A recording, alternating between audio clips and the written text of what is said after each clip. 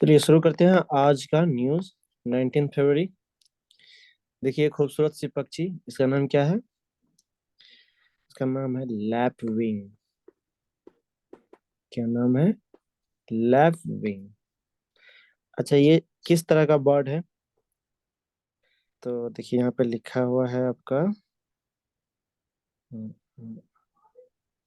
हम्म, अच्छा, कहाँ कहाँ पे पाया गया? इंडिया में पहली बार ये बर्ड पाया गया। कहाँ पे पाया गया है जी? तो देखो, अमावरी पेट लेक। ठीक ना, वारंगल में है ये, साउथ इंडिया में। तो वहां पे पाया गया है, इस लेक में, अमावरी पेट लेक में। ठीक ना। तो इसको थोड़ा सा याद रखिएगा। देख रहे हैं इसका कलर दो तीन, इसको वेडर बर्ड कहते हैं। वेडर बर्ड मतलब जो तट के आसपास रहते हैं, जैसे ना ये नदी तालाब समुद्र, उसके आसपास रहते हैं। देखिए इसका ये कलर देखिए, फिर ये, फिर यहाँ देखिए, यहाँ है ना। तो यूनिक है। इसका साइंटिफिक नेम क्या है? साइंटिफिक नेम अब आपको समझ में आती होगी। क्या नाम है? वेनेलस एस्पाइनोसस। उसके बाद ये पक्षी है कहाँ का, ये भी याद रखना है। तो ये है नॉर्थ अफ्रीका का। ठीक ना। और कहाँ पाया जाता है? मिडिल ईस्ट में और मेडिटेरियन मेडिटेरेनियन रीजन्स में भी पाए जाते हैं, तो याद रखिए। नेक्स्ट न्यूज देखिए, ये एक रिसर्च दिया हुआ है। कहता है कि what our ancestor genomes can tell us about modern health. तो क्या एंसेस्टर का अगर जीनोम्स हम निकाल लें तो उससे पता चलेगा कि जो आज के डिजीज है उसमें कोई हेल्प करेगा क्या? करेगा हेल्प। इसमें दो चीज हमको समझना है। एक कटिंग एज जीनोमिक टेक्निक्स, और एक बीमारी का नाम है, इसका नाम है क्लाइनफिल्टर सिंड्रोम, और ये आपका जो है, ये है डाउन सिंड्रोम। थोड़ा सा इस पे हम चर्चा करेंगे। अच्छा, कटिंग एज जीनोमिक टेक्निक्स क्या था? अगर आप लोग को याद होगा, क्रिस्पर याद है? CRISPR paper case. राइट। हाँ, वो वो इसी टेक्निक का पार्ट है। समझ गए? तो ये क्या है? Advance methods used in the field of genomics to study structure function and evolution and mapping of genomes. मतलब कि जीनोम्स का स्ट्रक्चर, उसका क्या फंक्शन है, इवोल्यूशन कैसे हुआ, उसका मैपिंग कैसे करना है, ये इस टेक्निक के द्वारा हम लोग करते हैं। अब देखिए, कहता है our ancestors genomes can provide unprecedented insights into the genetic makeup of our ancestors. तो कहता है कि जो हमारा जेनेटिक जो मतलब जीनोम्स जो निकाला है, किसका? हमारे एंसेस्टर का निकाला है। कैसे निकाला है? तो एंशियंट स्केलेटल रिमेन्स, जो स्केलेटल होता है ना, खोपड़ी, उसमें से डीएनए निकाल के, और इन लोगों ने क्या किया है, जेनेटिक प्रोफाइल को रिकंस्ट्रक्ट किया हुआ है। स्टडीज बताते हैं कि ancestral DNA have provided glimpse into the genetic diversity and population dynamics of ancient community. अब देखो एंसेस्ट्रल डीएनए में क्या क्या मिला हमें। तो जेनेटिक डाइवर्सिटी कैसे हुआ, पॉपुलेशन कैसे बदला, ठीक ना, एंशियंट कम्युनिटीज में। उसका माइग्रेशन क्यों हुआ, उसका पैटर्न, माइग्रेशन पैटर्न क्या था, इंटरेक्शन क्या था, एडेप्टेशन कैसे था वहाँ के इन्वायरमेंट में, ठीक ना। और उसके बाद वहाँ पे जो लोगों को डिजीज होते थे तो कैसे फिर उसको सही करते थे। ये सारी चीजें, उसका ह्यूमन एवोल्यूशन कैसे हुआ, ये सारी चीजें हमें कहाँ से पता चला जी? Ancestral ancestors. डीएनएस। अभी इस पे रिसर्च चल रही है, और भी चीजें पता चलेंगी, फिर पेपर में आएगा तो हम लोग देखेंगे। कंटिन्यू है अभी। अब देखिए, ये बीमारी एक है क्लाइन फिल्टर, एक है डाउन सिंड्रोम। अच्छा, ये बताइए कि ह्यूमन में जो है कितने क्रोमोसोम होते हैं? सिर्फ दो होता है। 46 क्रोमोसोम। और ये जो क्रोमोसोम होता है क्या होता है? पेयर में होता है। ठीक है। तो 22 प्लस एक पेयर। तो ये क्या है? ये है सेक्स क्रोमोसोम। मतलब यहाँ से डिफाइन होता है कि लड़का है या लड़की, और ये सब में सेम होता है। तो क्लाइन देखिए, एक पेयर में है ना, एक ये, एक ये, ऐसे क्रोमोसोम ऐसे होता है। ये दिख रहा? तो देखिए पेयर में दिख रहा है आपको सब। ये देखिए, ये वाला देखिए तो, ये कितना नंबर पेयर है? 23। 23। हाँ, 23rd पेयर में क्या हो गया? इसमें एक और ऐड हो गया है, छोटा सा पेयर। नहीं, देखिए, ये देखिए, ये छोटा, इसमें भी यही रहेगा। इसमें क्या होता है, तो ये थर्ड पेयर है, तो एक होगा एक्स, एक होगा वाई। ठीक है, तो कैसे होगा? तो एक एक्स होगा, एक वाई होगा, मतलब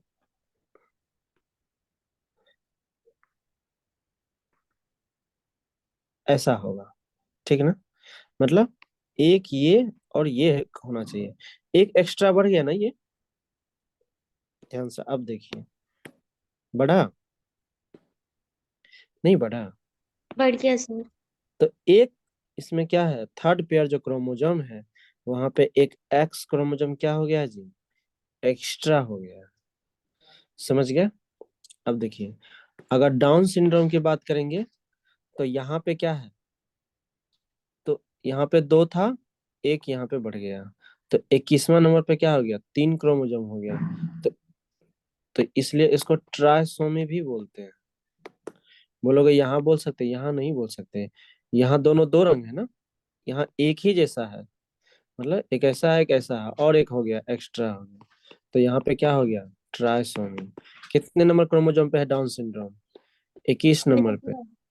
क्लाइन फिल्टर पे 23rd। 20 था। अब देखिए, ध्यान से समझिए, यहाँ से समझ जाइए। यहाँ पे क्या है, 23rd पेयर ऑफ क्रोमोजोम, मतलब 23वां जोड़ा है, तो सेक्स क्रोमोजोम है। तो सेक्स क्रोमोजोम क्या होता है, या तो लड़का या तो लड़की, ये डिफाइन करता है हमारा क्रोमोजोम। तो अगर इसमें एक्स आ गया, एक्स किसके लिए रिस्पॉन्सिबल है जी, लड़का या लड़की के लिए? एक्स लड़के के लिए है। तो लड़की के। लड़की, तो लड़की के लिए है। अगर किसी लड़का में ये डिजीज हो जाए, तो एक्स क्रोमोसोम लड़की वाला आ जाएगा, तो उस लड़के में क्या होगा, जो गर्ल्स वाली डेवलपमेंट होती है बॉडी में, वो डेवलपमेंट होगा, होगा। समझ गए? नहीं अच्छे समझे? से। एक्स क्रोमोसोम एक्स्ट्रा आ जाएगा, उसकी जो मतलब बॉडी है वो लड़की जैसा रिएक्ट हम्म। करेगी। हाँ, क्योंकि सेक्स क्रोमोसोम आया है ना, 23वां पेयर, 23वां पेयर, इसलिए। जैसे ये देखिए, तो ये लड़के में क्या है, तो बियर्ड जो होता है, दाढ़ी, वो दाढ़ी ग्रोथ कम हो जाएगा, नहीं होगा। समझ गए? उसके बाद क्या होगा, ब्रेस्ट डेवलपमेंट होने लगेगा। और क्या कहते हैं, जो वेजाइना होती है, वेजाइना के ऊपर में होती है प्यूबिक हेयर, गर्ल्स में, तो वहां पे क्या हो गया, हेयर डेवलपमेंट होने लगेगा लड़के में। ठीक ना? तो वो, इस तरह के लोगों को अगर आप देखोगे ना, तो लगेगा कि हाँ, वो मतलब फीमेल की तरफ बिहेव है उनका। ठीक है ना? बिहेव मतलब बॉडी डेवलपमेंट ऐसा होता है। और महिलाओं में क्या होगा, चेस्ट होगा, मतलब जेंट्स के तरह, जो मेल होता है उनके तरह। तो एक चीज देखिए, हम्म, तो यहाँ पे कितना क्रोमोजोम हो गया जी, एक एक्स्ट्रा बढ़ गया ना, तो एक्स्ट्रा बढ़ गया, तो यहाँ 47 हो जाएगा। ठीक है ना? इसमें क्रोमोजोम एक्स्ट्रा हो जाता है। चलिए, कहानी यहाँ समझ में पे आई? 45। अभी और सर, समझेंगे। हाँ बोलो। डाउन सिंड्रोम में 45 था ऊपर। क्या तभी 40? ठीक, तो हाँ, 45। इसमें एक घट जाता है क्रोमोजोम डाउन सिंड्रोम में। ठीक है, इसमें क्या होता है, एक घट जाता है, देखिए।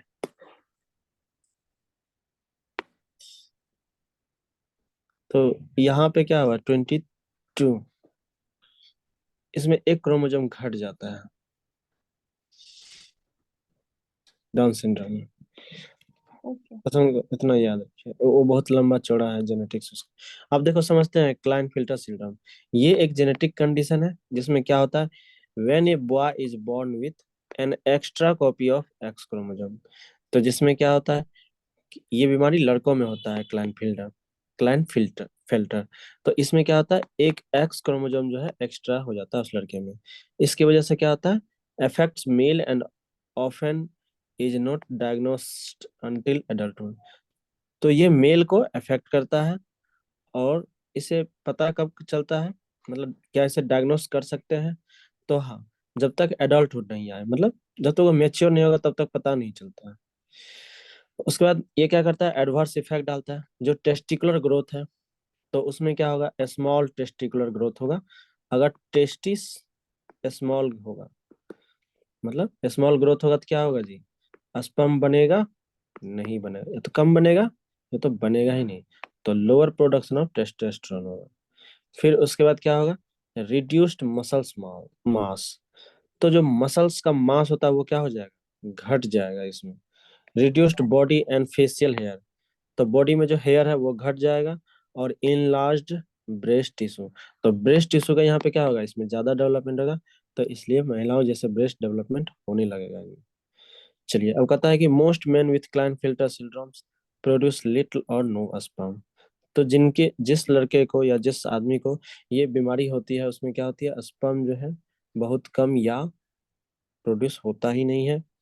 हाँ, लेकिन एक चीज क्या है कि रिप्रोडक्टिव प्रोसीजर के द्वारा जो है अब पॉसिबल हो गया है कि ऐसे लोगों को ठीक किया जा सकता है। चलो, हम्म, एक सेकंड।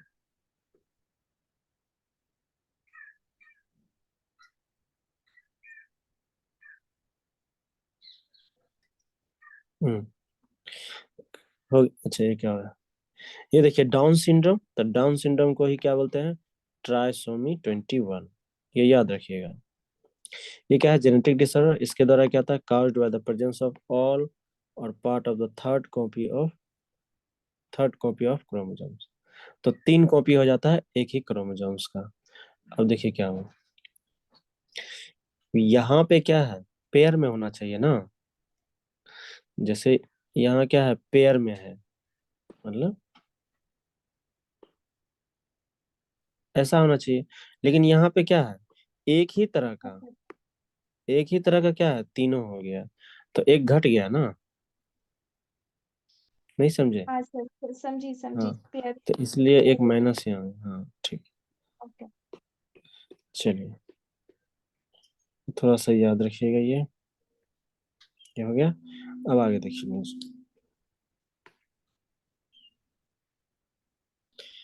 और ये बहुत इंपॉर्टेंट न्यूज है, what are IPCC assessments reports, इसको अच्छे से समझिए।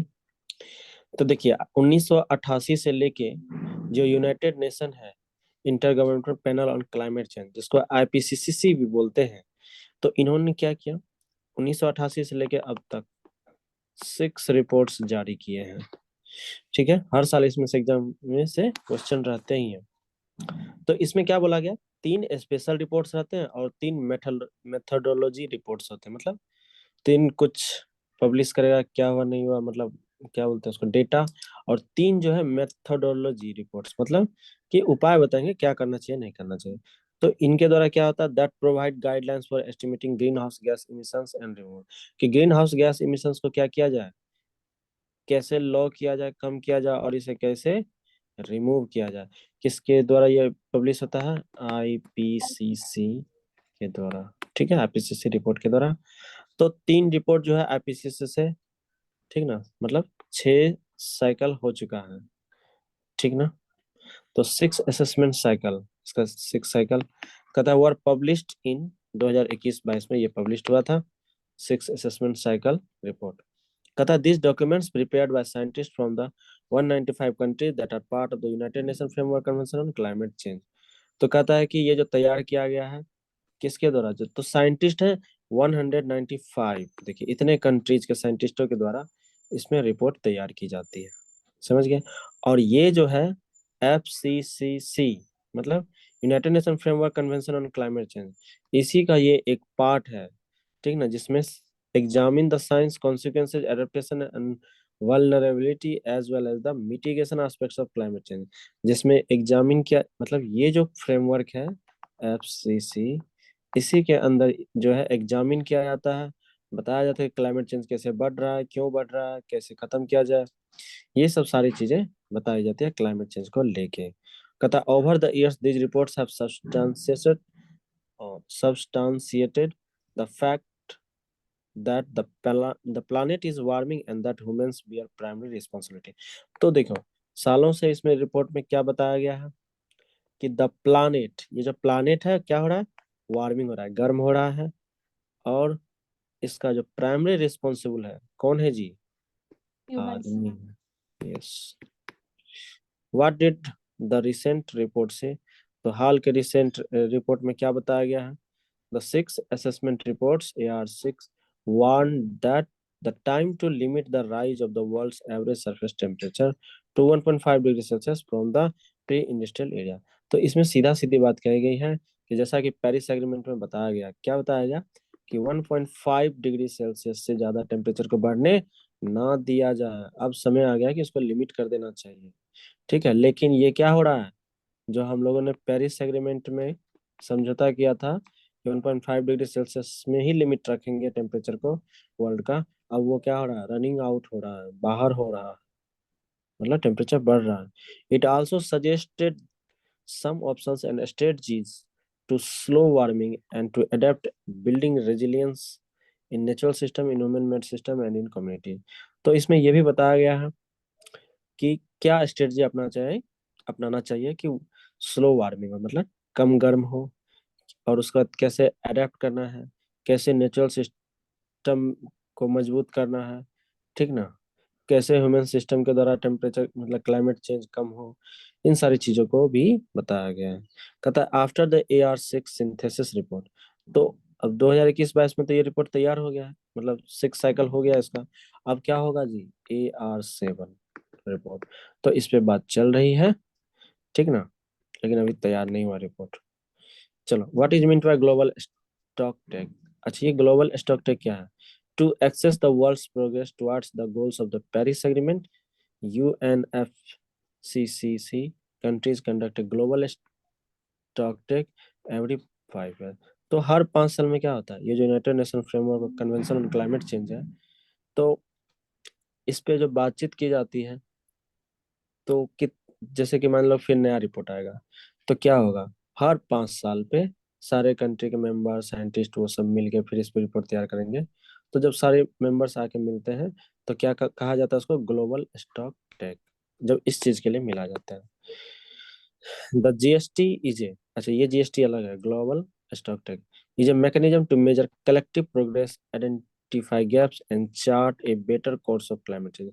तो ये GST जो होता है इसमें क्या किया जाता है, तो सब मिल के ये पता करते हैं कैसे प्रोग्रेस करना है, कैसे आइडेंटिफाई गैप्स, मतलब कि क्लाइमेट एक्शन जो लिया गया कि क्लाइमेट को कम करना है, तो उसमें गैप कहाँ रह गया, कैसे कम करने के लिए प्रोग्रेस किया जाए, मतलब कैसे कम होगा, और and chart a better course of climate, मतलब वही सब चीजें कि क्या क्या और भी स्ट्रेटजी अपनाना चाहिए कि क्लाइमेट चेंज कम से कम हो, टेम्परेचर ज्यादा नहीं बढ़े।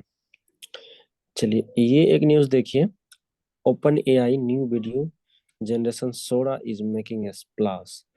अब देखिए चैट GPT के नाम सुने आप लोग, यस सर। ठीक है, वो क्या करता है, टेक्स्ट बेसिस पे आपको इंफॉर्मेशन देता है। उसी तरह चैट GPT की तरह एक है सोरा, याद रखिएगा, सोरा ये क्या करता है, क्रिएट वीडियो AI। तो AI के द्वारा जो वीडियो क्रिएट किया जाता है on the basis of text, जैसे आपने लिखा मान लो एप्पल, तो उस एप्पल लिख के डाला AI में, तो AI ने क्या किया, इसको जो है, सॉरी अच्छा नहीं बना, लेकिन आप लोग समझ गए होंगे, है ना, क्या है एप्पल, तो एप्पल बना दिया, तो टेक्स्ट के बेसिस पे वीडियो क्रिएट किया, ये है सोरा। तो open AI is in the spotlight again, this time for building an artificial intelligence AI model that can create new flawless 1 minute long videos। अच्छा अभी जो ये वीडियो तैयार कर रहा है कितना मिनट का, सिर्फ 1 ही मिनट का तैयार करा, किसके बेसिस पे जी, टेक्स्ट प्रॉम्प्ट के बेसिस पे। The video creation AI models called Sora, Sora बोलते हैं इसको, is trained on videos and images of various durations, resolutions and aspect ratio of generate to crisp clear and photo realistic artwork. तो ये जब आपको video बना के देगा ना, चाहे आप कोई इमेज दे दो या टेक्स्ट लिख दो, एकदम क्लियर कट वीडियो बना के देगा, एकदम लगेगा कि रियलिस्टिक। कहता है it is a part of open AI research in teaching AI to understand and simulate the physical world in motion with the goal of training models that help people solve problems that require real world interaction। अब देखो इस चीज को बनाया क्यों गया create, इसलिए बनाया गया ताकि फिजिकल वर्ल्ड हमें समझ में आए। अब एंशियंट में जाना है तो कैसा होगा नहीं होगा, तो इस वीडियो के मतलब एआई के थ्रू हम समझ सकते हैं कि किस कैसा रहा होगा एंशियंट समय। समझ गए, बहुत सारी चीजें इसमें की जाएंगी। तो अभी क्या है, अभी इस पे रिसर्च चल रही है, ये अभी हर किसी के पास नहीं है, पब्लिकली नहीं दिया गया। कुछ जो क्रिएटर हैं या रिसर्चर हैं उनको ये लिंक दिया गया है कि वो इसका यूज कर सकते हैं, फिर उसके बाद जो फीडबैक उनसे मिलेगा फिर इसको पब्लिकली किया जाएगा, अभी पब्लिकली नहीं किया गया। और ये ऑथेंटिक हो ही जाएगा। अब देखिए इससे क्या है ना कि बहुत सारे प्रॉब्लम सब क्रिएट होंगे। समझ गए, इसमें गाइडलाइंस की बहुत जरूरत है। कैसे समझते हैं, मान लीजिए कोई सेलिब्रिटी है, अब उसका फोटो लगा के कोई वीडियो बना दिया किसी भी तरह का जो उसने किया ही नहीं, तब तो फिर इमेज खराब हो जाएगा उनका। तो अब देखिए ये आएगा ना, अब देखिए और सारी प्रॉब्लम क्रिएट होगी सोसाइटी में। हाँ, मैं कुछ आपको ग्लिम्स दिखाता हूँ वीडियो, ठीक ना। हाँ, लेकिन ये कॉपीराइट हो जाएगा, तो मैं इसको थोड़ा सा बंद करता हूँ, या आप लोग जो है देख सकते हैं, ठीक ना। तो देख लीजिएगा, लिखिएगा सोरा प्रोड्यूस्ड वीडियो, फिर आपको बहुत सारे वीडियो देखने को मिल जाएंगे। चलिए ठीक है, तो कल मिलिए।